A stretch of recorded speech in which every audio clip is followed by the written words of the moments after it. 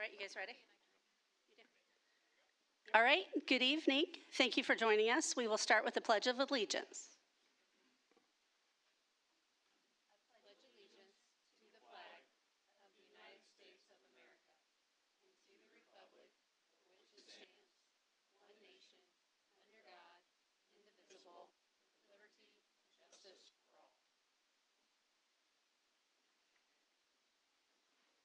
Thank you, and now for a moment of silence.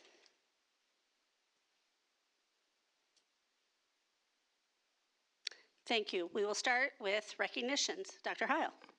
All right, thank you, board, and thank you, guests, for being here with us this evening. We have a few student groups to recognize tonight. So at this time, I would like to invite Ross Wellman, the boys volleyball coach, to come up and speak to us for a minute.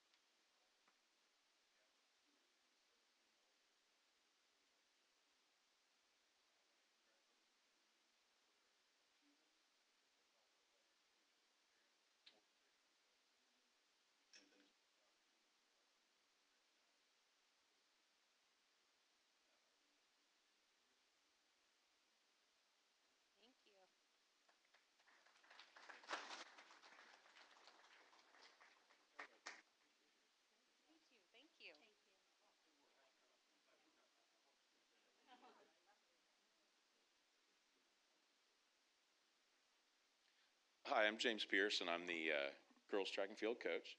And we had another good season this year.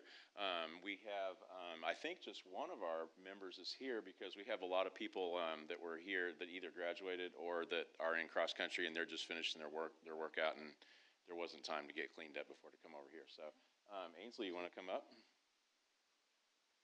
So, well, Ainsley's coming up. Our team did very well. We had a primarily young team. We had a team that had about 70% of our scoring was from freshmen and sophomores. So we've got a lot of young people back, which is really exciting.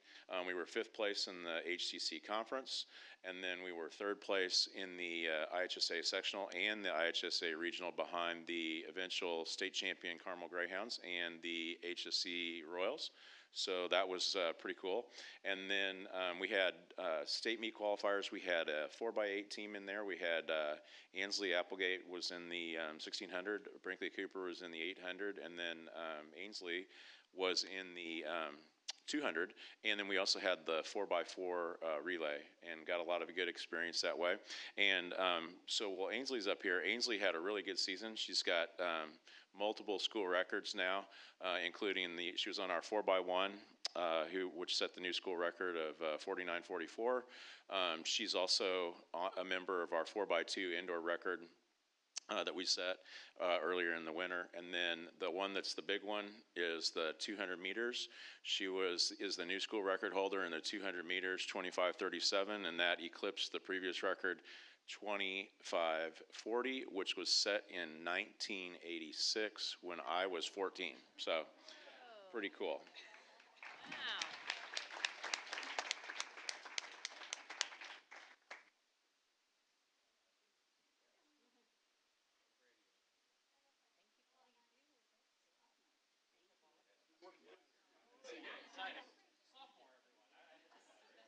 Congratulations. Wow. That's amazing. She want to play soccer?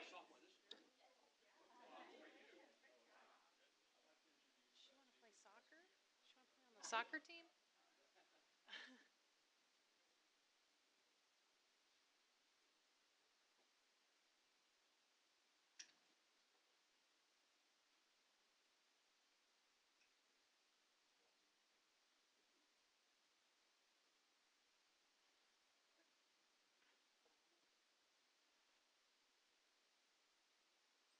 All right, good evening. I'm Jake Fresky. I'm one of our track coaches with the boys team. I brought with us part of our returning regional champions for the boys track team. This is the first time that we won a regional since 2005, which is really cool.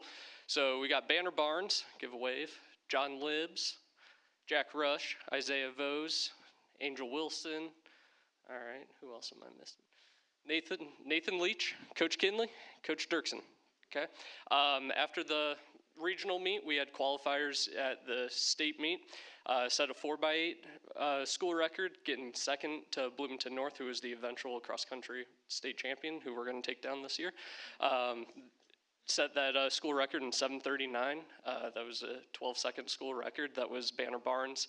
And then graduates Jack Strong, Braden Livingston, and Isaiah Vose.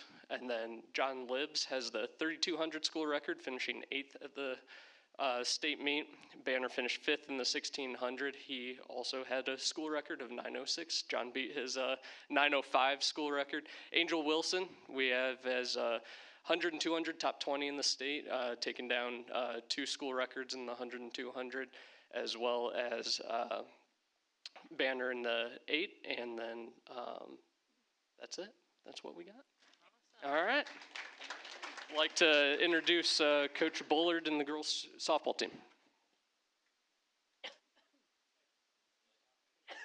Congratulations. Thanks for all you do. Congrats. Congratulations. Good job. Congratulations. Good job. Congrats.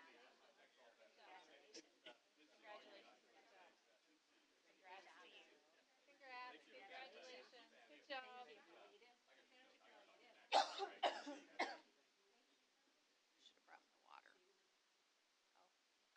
All right, I'm Deke Bullard. I am the varsity head coach for softball. Tonight we have Haley Shatko and Izzy Zapp. We had a pretty good season this year. We won our 3rd sectional in 5 years. We had 5 seniors receive academic all-state. Unfortunately, they're all at school now. That was Brooklyn Grayson, Macy Duvall, M. Yee, Nevaeh Nash, and Addie Emerson. Brooklyn Grayson was also first team all-state, a North-South all-star, and was the MVP of the North-South all-star game. We had all HCC first team was Addison Retzinger, who could not be here tonight, Brooklyn Grayson and Haley Shatko. Second team was Delaney Rundle and Izzy Zapp. And then finally all county was first team was Addison Retzinger, Brooklyn Grayson, and Haley Shatko. And second team was Delaney Rundle and Izzy Zapp. So that's what we did for this year.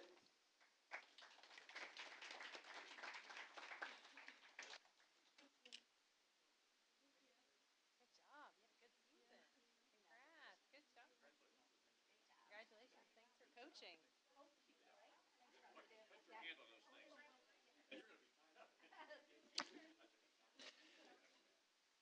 And before we move on, I do want to acknowledge we had a few teams that could not be here tonight, so I do want to say we do have certificates and some special recognitions also for baseball, girls tennis, boys golf, and unified track. So again, huge congratulations to those teams as well for their accomplishments this spring.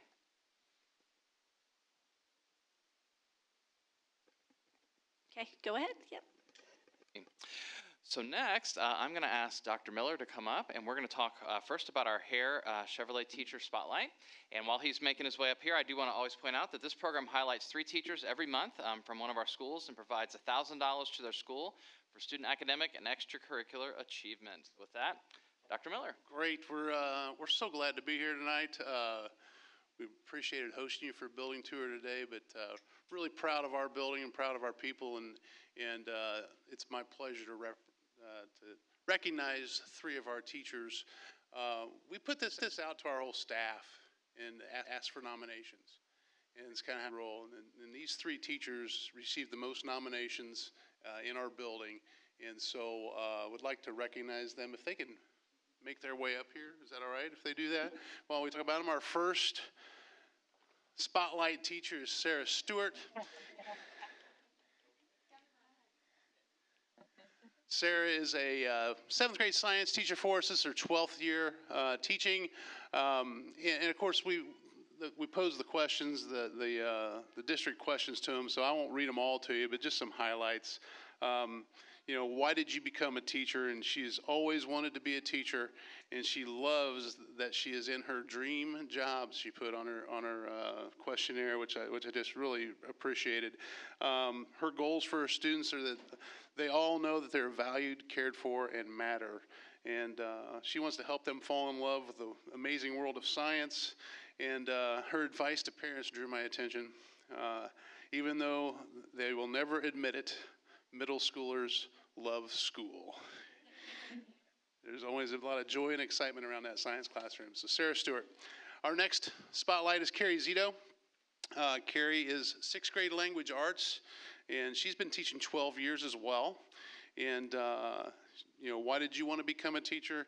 And she mentioned making a lasting impact in students' lives and how middle school is sometimes awkward, and she loves to help students feel seen, valued, and confident, not just in their academics, but who they are as individuals. And I sure appreciate that. Her goal is for students to leave her classroom not only stronger readers and writers because of that language arts thing, but also confident and capable in being students. So Carrie, we appreciate you as well. And then our final spotlight recognition is Morgan Zeller. And Morgan is an 8th grade language arts. So we have a 7th grade, 6th grade, and an 8th grader teacher in here. She's been teaching a total of 8 years. We stole her away. She came out of a brief time being at home, so she's been with us 4 years and just does an amazing job down there in the 8th grade language arts. Why did you become a teacher? Her response: because of the influence of one teacher who cares can change a kid's entire life. And I also was drawn to what makes Noblesville School special. And Morgan's reply was that despite the size and growth, we've retained a sense of community and small town pride in our schools. So our 3 spotlight recognition teachers for East Middle School. Thank you guys.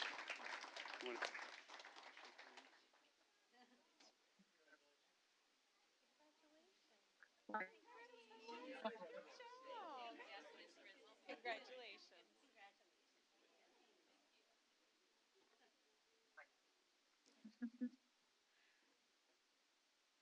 So now I'd like to turn it over to our spotlight. Is that right? Okay.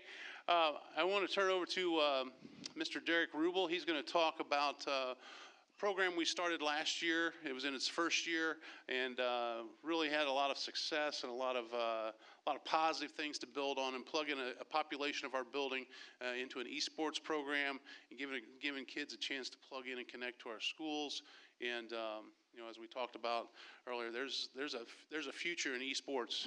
And whether it's scholarships and college teams and things like that, and people now pay to watch people play games. And I know that's part of Derek's presentation. So I'm going to step out of the way and turn it over to Mr. Derek Rubel. Thank you for your time. So esports, everybody asks the question, what is that? It's really it's not any different than a basketball team or a volleyball team or a cross country team. It's basically video games, but in a team format. It's very competitive. We can advance the next slide. At the middle school last year, as Dr. Miller just said, it was our first year.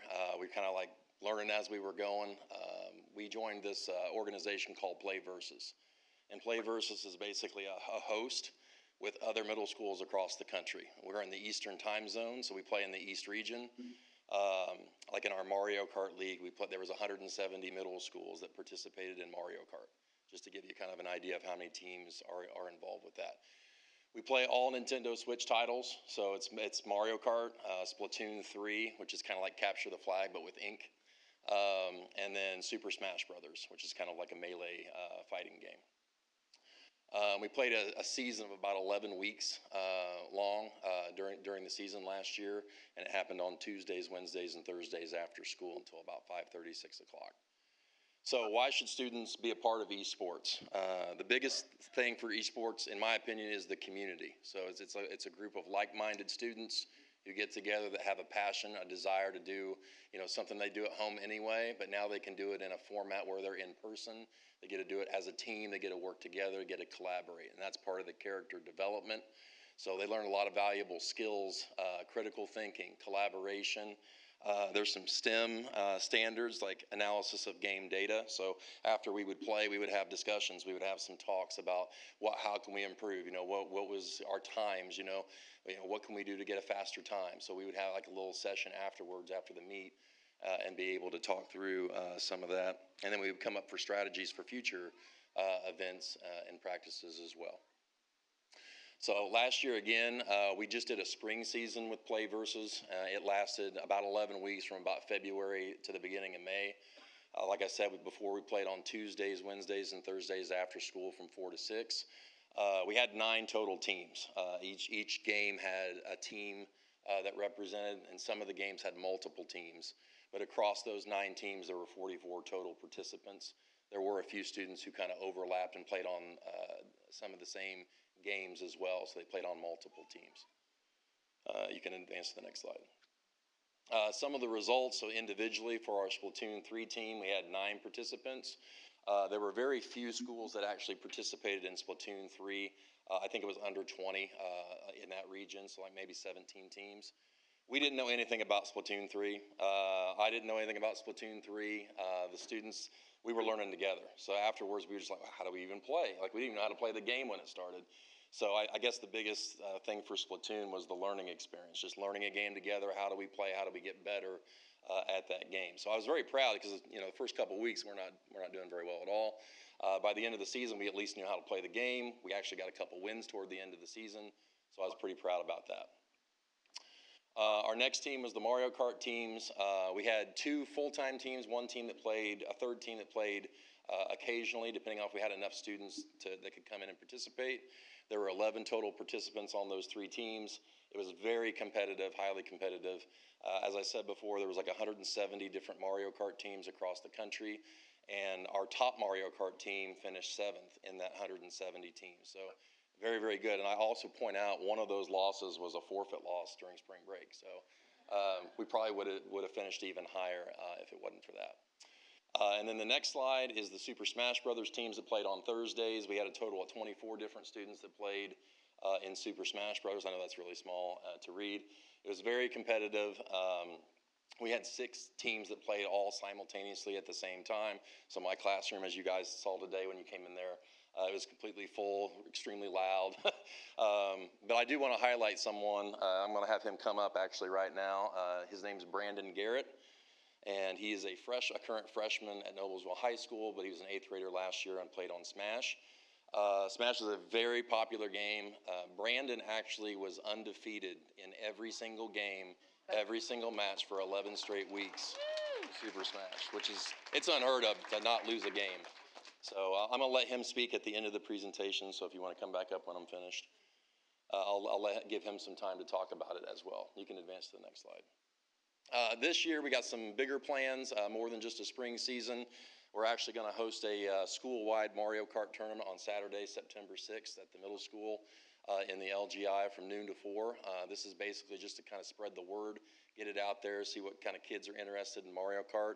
It's also a good way for me to kind of, who's really good at the game, I can kind of go through there and talk to them and say, hey, let's come out for the team.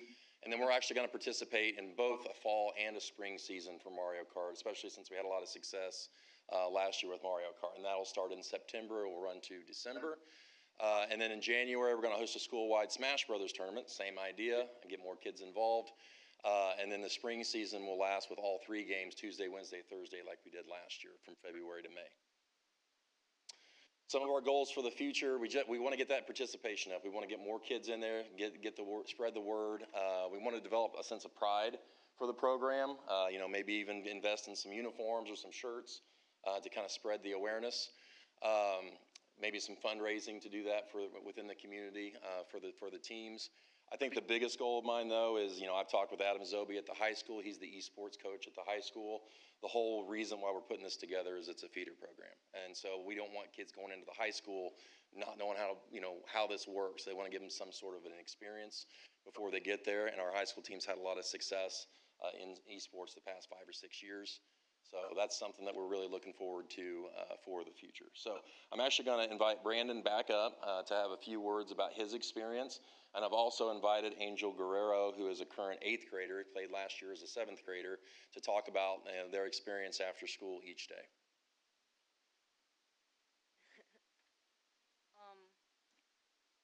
I had a lot of fun. I learned some new skills like leadership. They taught me some things. I learned some things. Just so much fun. Most of the people there I'm now like really good friends with, and like just really a lot of fun.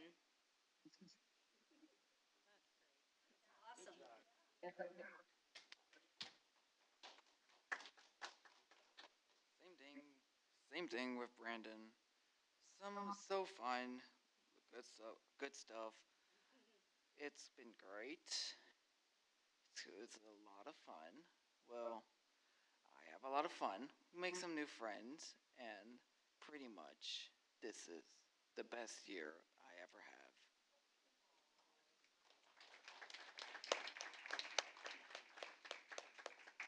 So that's my presentation. I want to spread the word about esports, and hopefully this thing takes off and becomes even bigger than what it already is. Thank you. We enjoyed visiting your classroom today. I mean, this is a great program. My son is quite a bit older, but he would have loved to do something like this in Noblesville schools for sure. I would say the same. I mean, I'm a gamer. I like to play video games. If this would have been around when I was in middle school or in high school, I would have, this would have been my thing, right? $15 million was given in scholarships last year. Wow. Like with the NACE program, which is a special program for esports all around the country with colleges that do have an esports program. So there's a lot of incentive into joining, especially at the high school level, possibly getting that opportunity for scholarships and just to be recognized. There's something out there for all students. And so I think esports gives that niche for, students to be involved in something that they really, have a passion for and enjoy at home already. Thank you. If the opportunity arises, invite us, okay?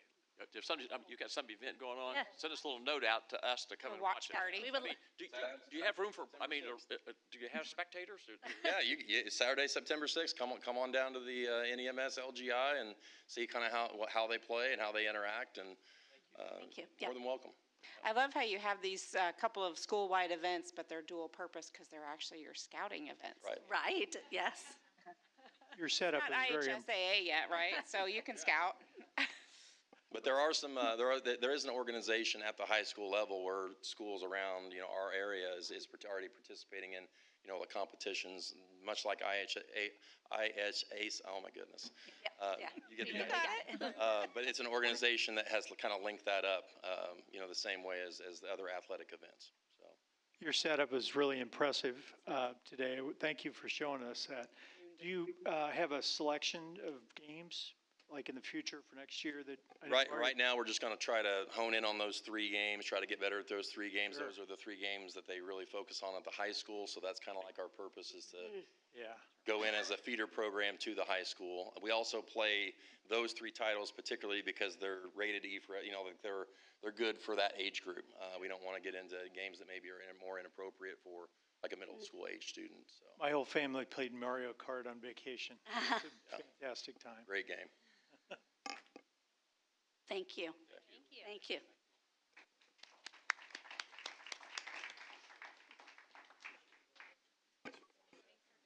Thank you.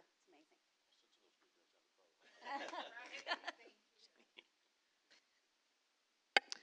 All right, next on the agenda, each of our monthly meetings, we have a strategic planning presentation, and we've cycled back around, so this is the second time this year, so take it away. Yeah, so this evening I'm going to be presenting to you on one of our measures of success. If we advance the slide just a couple, do I have that ability over here, Andy, or is that all you? keyboard? Okay. So if you look at the third measure down there, we're looking at our teacher retention, which is very timely. Obviously, we just got done with our hiring season.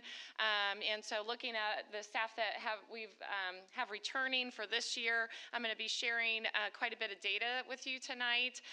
I feel like this is more of a celebration than it is a presentation, to be honest. If you've taken a peek at our numbers and how we're doing, it's just really exciting. So the first thing I want to dive into is, Andy doesn't seem to, oh, there we go, is just looking at the challenge of teacher turnover. So if you look at teacher turnover within itself, there's a lot of challenges if we lose individuals. It's not just losing a person or that role or that position, but you lose all of these things. The first thing you can see there is disruption to student learning.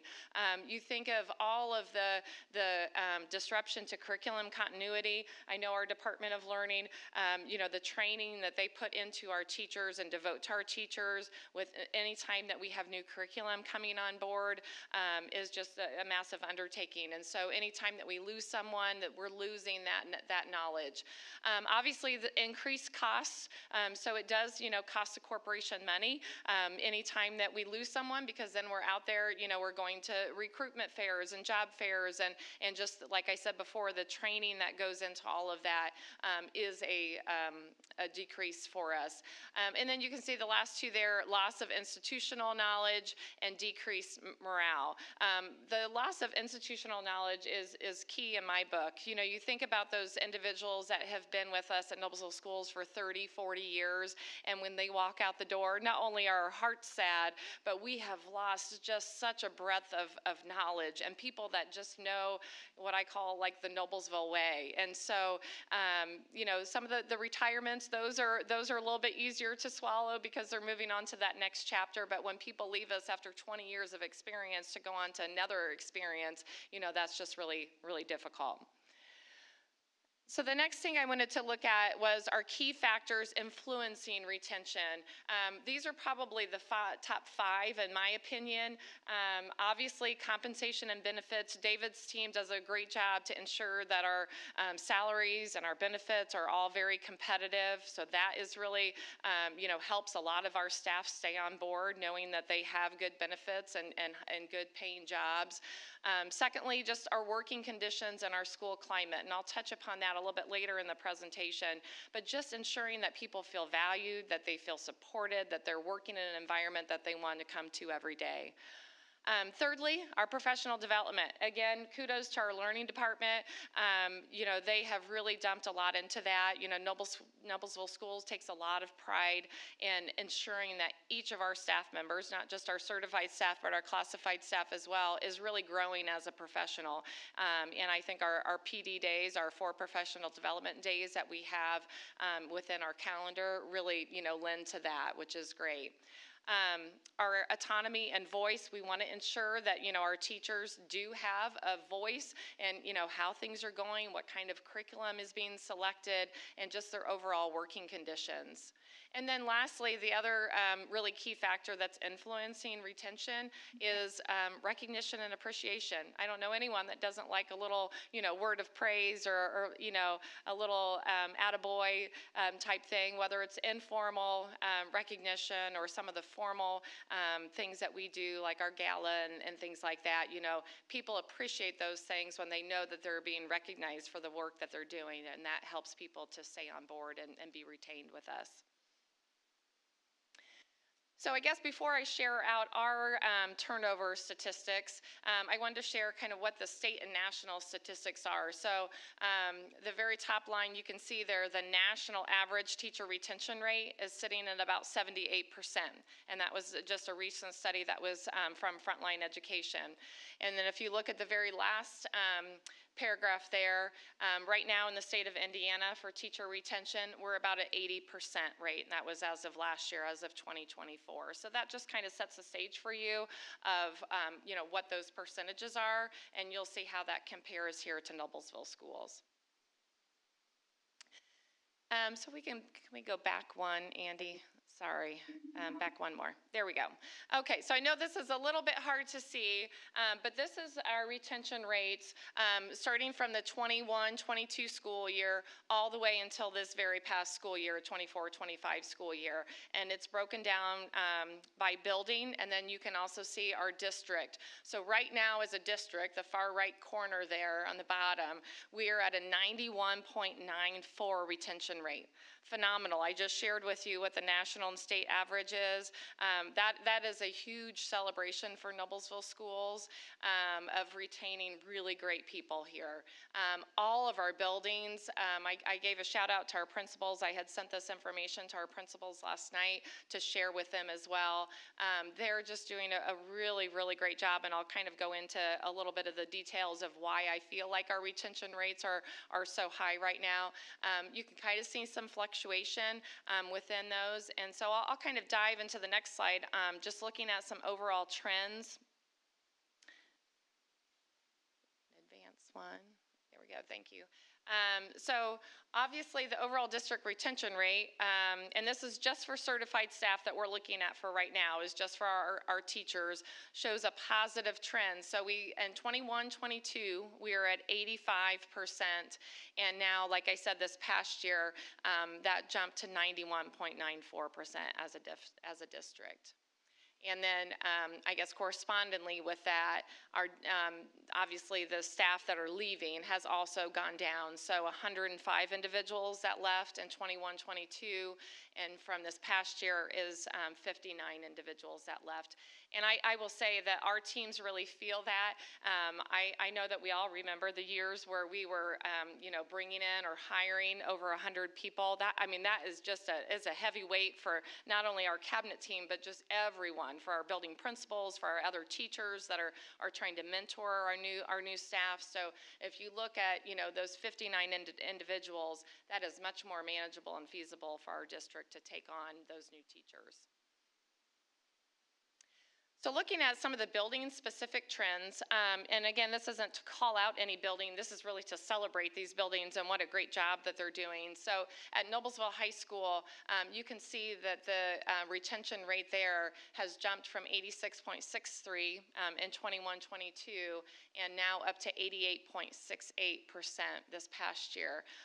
Obviously, being the largest school, the number of staff has decreased from 27 to just 24. And I don't say just, but you look at what a massive school that is. And in my opinion, those larger schools, I think, are harder to retain those teachers because, it's just harder with that many more staff members to make those connections, to make sure people feel valued and seen in that environment. And so a big kudos to the high school for the work that they're doing. Noblesville East Middle School, again, you can see they have a strong recovering retention from 84% in the 21-22 school year to 91.86 is. I know I don't see Doug, but I know he was looking at this earlier and had shared his thoughts. So great job to East. And then to West Middle School, again, they saw a little bit of a dip in the 22-23 school year with 14 individuals leaving, but then this last year with only 7 individuals that had left. So now looking at the elementary schools, Stony Creek, wow, 100% retention rate in the 22-23 school year. I know Heidi and Dina were both celebrating that year. That's just a great accomplishment, and they've really maintained that strong retention rates in other years as well. So great job to Stony Creek. Promise Road Elementary, I've had many conversations with Tanya about her retention. This is something that her and Billy have both worked really hard at, and you can see 80% in 21-22, and now up to 98%. I mean, that is just an amazing jump, and I really devote a lot of that increase to the leadership that Tanya and Billy have provided in that building. And then Hazeldale Elementary, they also showed a significant improvement. They went from 81% in 21-22 all the way to 93% this past year. And then rounding out our elementaries, Hinkle Creek, again showing an upward trend, reaching 95% in the 23-24 school year and 24-25 school year. So again, just doing a really great job with their retention rate there at Hinkle. Noble Crossing has also demonstrated an upward trend in retention and has shown a really steady increase each year. North, they did have a 84.21% retention rate in the 21-22 school year, and then it slightly just dropped a little bit to 87%, and that was with 5 leaving staff, and 2 of those were retirements, and we do take those into consideration, and I'll show you on some future slides, the reasons of why people are leaving. And then to round it out, the White River Elementary, they also showed a steady increase with their retention rate as well, from 82% in the 21-22 school year all the way to 93% this past year. So again, our schools are really excelling of keeping good people in their schools. So I thought this was really interesting. This was our area-specific trends. I don't think it's any surprise to anyone here in the room, probably especially to Amy and Aaron, but our largest area of turnover is in special education. And we all know just the challenges that role has. And that is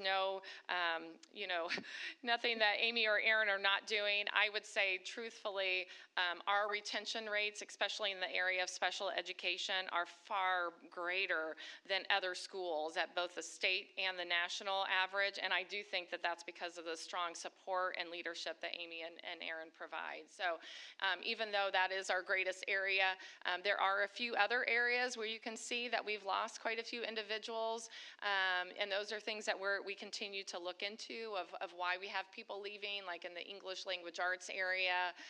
That was another big one as well.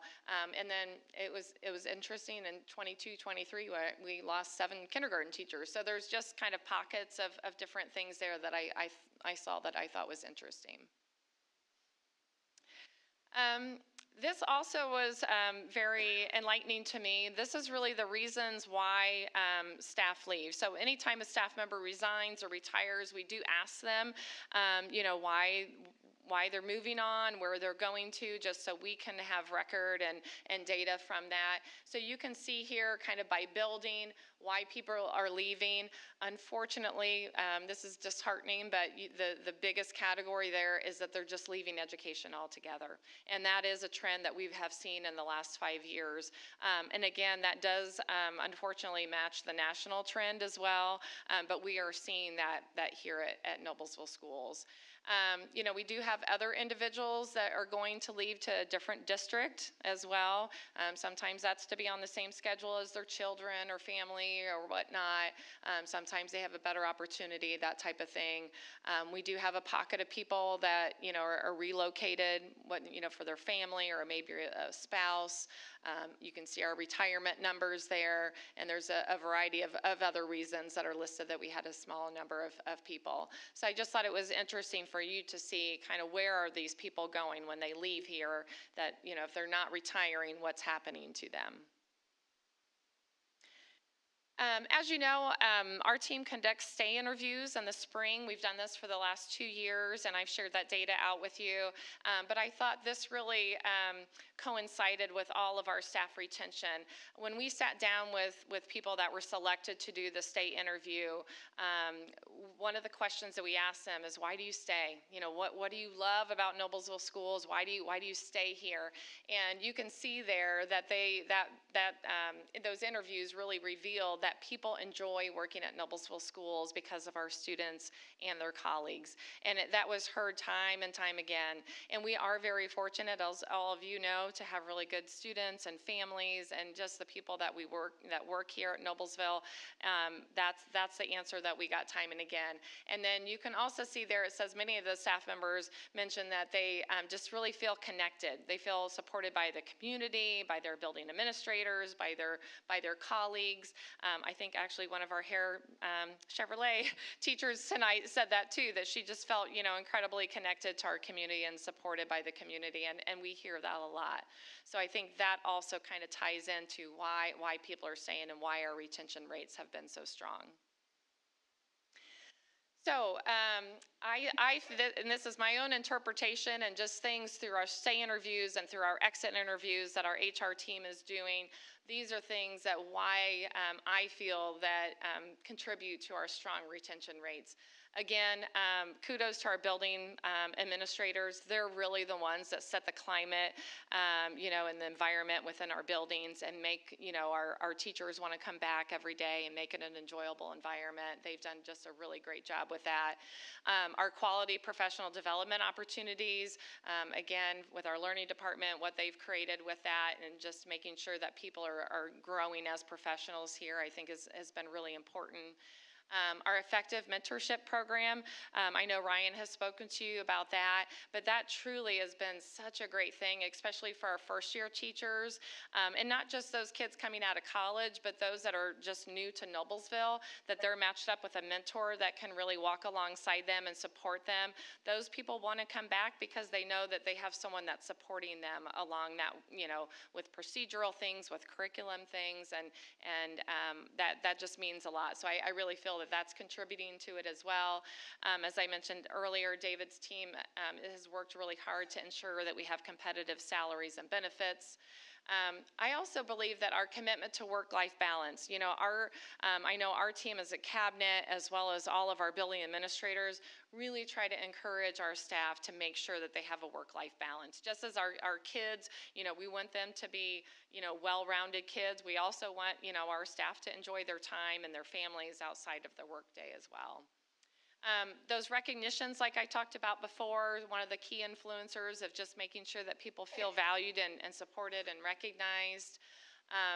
And then the focus on student well-being. That might sound odd to you, but there's a lot of districts that they are so laser focused on the academics, and I think that a lot of our staff stay because we truly are focused on the whole child, not just their academic performance, but also how are they doing as a person, what are they learning and growing in, how's their mental health, all of those things. And so I think that that's a strong belief in our teachers here and why they choose to continue to stay.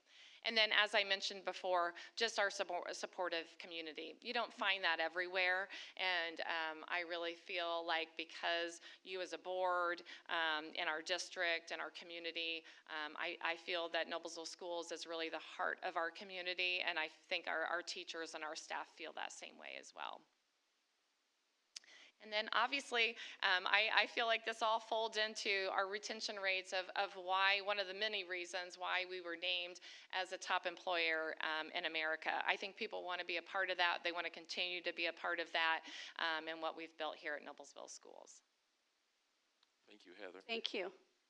I appreciate the things you've done over the last 2 or 3 years because I think you're pretty responsible for a lot of this increase in things by backing up the certified and classified staff both and raising them up and making them feel good about what they do. I do have a question on the people who leave education, since that's our biggest number. When you do exit interviews, is there any particular thing that we see that's causing Money.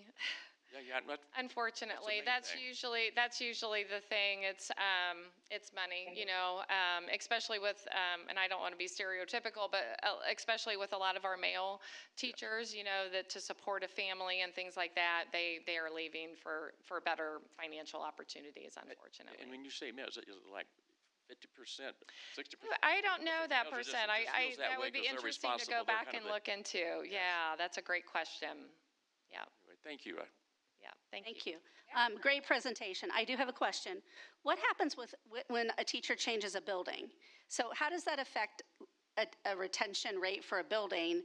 Yeah, so we do count it towards their, I had that question today from one of our building principals. She's like, oh, I didn't realize, but it does count towards their loss of retention because they're basically losing a staff member. But it doesn't count towards the district's retention. Right, that's correct. Because it stays within the district. Yes, right. So we're not losing them, but that building is losing that person. There's an asterisk Yes. down at the bottom. Right. There's a little asterisk down there that didn't really lose one, but right. counting. Right. Yeah. So, and I did notice on the personnel listing that there was someone that had retired, but now they are actually with us, hired in a new role. So does that also kind of play in line with that as well? We didn't really work that into the data, so to speak, Right. other than, like, yes, we counted them as retired, but now we're grateful when people come back retain in them a different again. capacity. Absolutely. We'll retain them again and see how much longer we can keep them for. Yeah, that's a good point. That just made me think of another question. How much, I do know we have people retiring and come back and do it. Is there a big number of that, or what's just? Yeah, I would say most come back in a subbing capacity to be substitute teachers, or to do, like we had one that actually was a teacher when Ryan and I taught, that she's came back to do a long-term maternity leave for us at East Middle School. And I haven't seen her in probably 20 years, and I'm so excited that she's back because she retired from us for quite a while ago. So yeah, I would say most of them come back in a substitute teaching capacity. Well, I think it's, in your presentation, aside from all of these statistics that you provided, which are great, by the way, it speaks volumes to know that someone, retires from our district, but yet they still come back and work for us Absolutely. on a different level. So, that does say something about our district. I agree. Thank you. Thank you. Amazing Thank you. presentation Thank you. again. All right, next up, we have consent item, I'm sorry. I skipped public comment for agenda topics. We don't have anyone that signed up for public comment for agenda topics. So we will move to consent items. By single motion, the board approves and adopts the following items: claims, donations, minutes from the July meeting, out-of-state trips, and personnel listings. May I have a motion to approve consent items as listed? So moved. Joe, second. Misty, further discussion? Yes, Joe? I would like to point out that the First United Church gave us $800 to be used at various schools for students in need. And Brandon Mitchell gave us $100 for the same thing for students in need. And we appreciate our community that helps support our schools. Thank you. All right, all those in favor? Aye. Aye. Opposed? Motion carried. All right, we are on to action items. In accordance with Indiana state law, schools are now required to utilize a more comprehensive expanded history background check for employment. May I have a motion to approve the separate personnel list as related to additional background check information? Motion? So moved. Joe? Second, Misty. Any further discussion? All in favor? Aye. Opposed? Motion carried. Next up, we have bids. We, on Thursday, July 14th, the Noblesville High School Air Handling Unit Replacement Project Bid Pack 3. We were presented with that. May I have a motion to approve the bid from Lehman's, Inc. for the Noblesville High School Air Handling Unit Replacement Project, Bid Pack 3, with a total contract amount of $1,989,000. May I have a motion? Motion. Stephanie, second. Joe, any further discussion? No? Okay. All those in favor? Aye. Aye. Opposed? Motion carries. On to the next air handler. On July 21st, the Noblesville High School Air Handling Unit Replacement Project Bid 4 was presented to the school board. May I have a motion to approve the bid from the Irish Mechanical for Noblesville High School Air Handling Replacement Unit Project Bid Pack 4 with a contract amount of $1,700,000. So moved. Joe? Second. Second by Brett. Any further discussion? Okay. Shocking. I do have a question. So with the Lehman's bid, I know it is mentioned on there that they do provide a statement for background checks for their employees and subs that they use. Is there a process that we check to make sure that their background checks are actually to the extent or the level that we require for everyone in our buildings? We don't have a specific process other than them signing the affidavit acknowledging our background check process and that they do indeed conduct those background checks on all of their employees that will be on premises. So it's not a process, but it's a formal affidavit that they sign acknowledging that they would conduct those background checks. Okay. And then one more. Okay. Irish Mechanical. I noticed on there it stated that there were meetings where they had there was a meeting with questions and answers. With the Lehman's bid, that those questions and answers were provided, but there was not one with Irish. Yeah, when you brought that up, I noticed that as well. And so that level of detail from that meeting, I think, was just inadvertently included. We can certainly get you those details from the meeting that we had with the other contractor. I just don't think that the KBSO, our engineer, did not include those with that bid acceptance summary that they provided for the other one. Okay. Okay, and I have a question. Is it common in this size of a project to have two different contractors installing the units? And then the second question is, I'm sure the equipment itself is the same for all these units. It's just different people installing. Is that correct? That's right, yeah. And in fact, and that's, part of the reason for breaking it up is just the size, the scale of the project. And at the end of the day, too, it's having contractors be able to come to the table to be able to bid on it, right, to create the competition in the bid itself. And so by breaking it up, is to say we can, get contractors that have that capacity to come to this job and bid it, which, again, we had competitive bids, right? If you looked at the bid tabulation sheet, there was a spread of about $600,000 on one of the bids. So, again, being able to bid something like this and then find just the sweet spot for some of these vendors that say, hey, this is something that I can come in and knock out, based on their capacity. Thank you. And not trying to undermine anything because obviously we're not involved in the conversations and the checking that you guys do with everything, but with a $600,000 difference, I keep thinking you get what you pay for. Is there, anything that we're not getting with the lesser bid that we would be getting with the other? Yeah, that's a great question. At the end of the day, both bids did come in under budget, and so even the higher bid was under budget as well. And that's just, again, KBSO factoring in, escalators, inflation, lead times on some of these, from the manufacturer. So of course the bid includes the purchase of the unit as well as the installation cost. And so the more competitive bid, really, like I said earlier, it comes down to capacity and workload. Sometimes these vendors, they look at their project list out months ahead of time, and they'll throw a high bid out there, because they look at these projects, and especially in the HVAC world right now, a lot of construction going on, and so there's a lot of work that's already out there. So they may feel like they could get lucky with throwing a high bid out there, because if we only had one bid and it was high, we'd feel like, well, we'd probably have to take it, right, and being the only bid. So again, having that competition with maybe just luck of one having less projects in the future and one maybe having more, came to our advantage. Thank you. Any other questions? All right. All those in favor? Aye. Opposed? Motion carried. Next, we have policies for first read. At this meeting, the policies that we have for first read are listed. They're on board docs that anyone can view.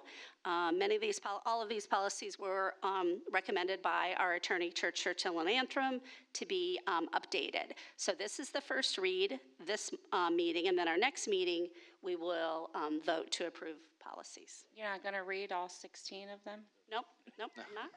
I'm not. May I say a couple of things? You may, you may. And I want to acknowledge Ms. Crosser's already sent me a couple questions on these, and I'm working on getting dialed-in answers. Part of why there's so many policies this time around is this was a pretty impactful legislative session that we just went through, and so it did force quite a few changes for school districts around the state. So quite a few need to be updated.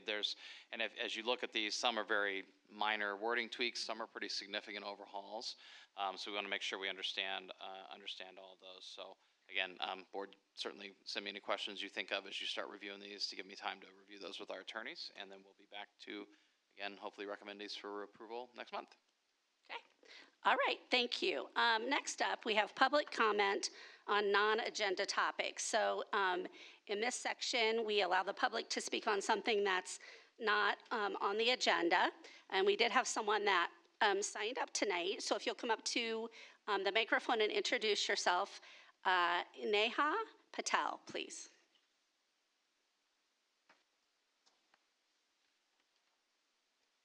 And we will start the timer when you get up, so you have 3 minutes, okay? Yeah. Hello, ladies and gentlemen. My name is Neha. I'm the operator at the Learning Experience in Noblesville. We are a childcare facility serving 6 weeks up to the 12 years of the age. Recently, we have found out that a lot of parents are in the need of before and after care program. Our current program, what the school system or the school districts are offering, the parents are not able to get in due to some reasons, and they are looking outside where they wanting to enroll because they love our center, they love our teachers, our school, everything they love about it, but the only hiccup they are having is not having the transportation from these Noblesville school systems to our centers. The parents are also working weird hours in this economy. Everyone has to survive, right? Everyone has bills to pay, so they are working weird hours to give the financial stability to their families. Now, the problem what they are facing is that they don't have enough family members or anyone who can bring their kids, especially with the parents with the multiple kids. They have the kids attending the different schools, so they are always struggling, and ultimately, like, they are suffering for the finances, and they are not able to provide a better life to their kids. So we are asking that if Noblesville school system allow the bus transportation from the schools or elementary schools to our center, that would a huge saving grace for all these families, because if we provide that, not only the kids are safe, secure, and loved in our center, but also the parents are also at the ease of mind that, like, my kids are safe, so they can also focus on their work and able to provide the better financial stability to their kids. Other school districts are also offering in the Hamilton County the same transportation what we are asking you to provide. We are having a couple of parents leaders as well. I could able to provide you if you want, but those parents are really asking that, like, they are getting benefit from this kind of a services. So we are wanting your help to raise these future Einsteins and the future presidents if we are able to provide that services with your help. Okay. All right. Thank you very much. Of course. Thank you for giving me a chance. Yes, thank you. Next on the agenda is committee reports. Dr. Heil. Thank you, Board. Just a few things really quickly. We are back and moving. It's been a great start to the year. A lot of great things happen. I want to say I hope everybody enjoyed my back-to-school video this year, the Miller Countdown. Last time that Mrs. Cook checked in, we were well over 100,000 views and growing across all platforms. So kind of a lot of fun to put together, and just a great way to kick off the year and get everybody excited to come back. So a lot of fun. If you ask nicely, maybe one day we'll have a guitar solo at the board meeting. Who knows? So anyway, Noblesville High School STEM grand opening, we had that on August 7th. We had a great turnout, Board. I want to thank all of you for being present with us that evening as well. It was so much fun having the community in to see the space. We are actually putting on finishing touches on a video that's going to share a lot more about this new space to share out with our community, because some folks could not attend, and we want them to get to experience that with us too. So be on the lookout for that. That's being worked on. And then last thing I want to bring up tonight, just within the last day or so, we did an official push to announce to the community that our new Dollars and Cents website is now live and ready to go.